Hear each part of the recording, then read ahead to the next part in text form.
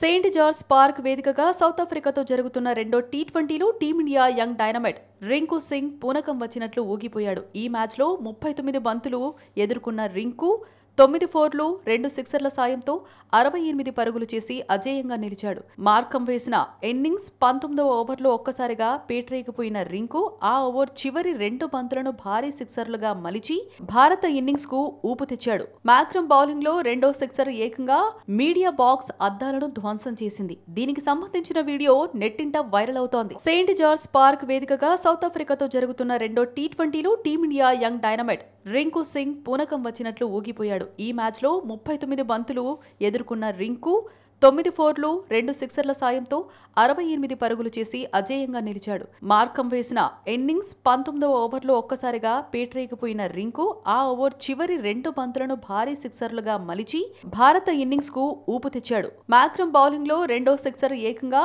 Media box అద్దాలను ధ్వంసం చేసింది. దీనికి సంబంధించిన వీడియో నెట్టింట వైరల్ అవుతోంది.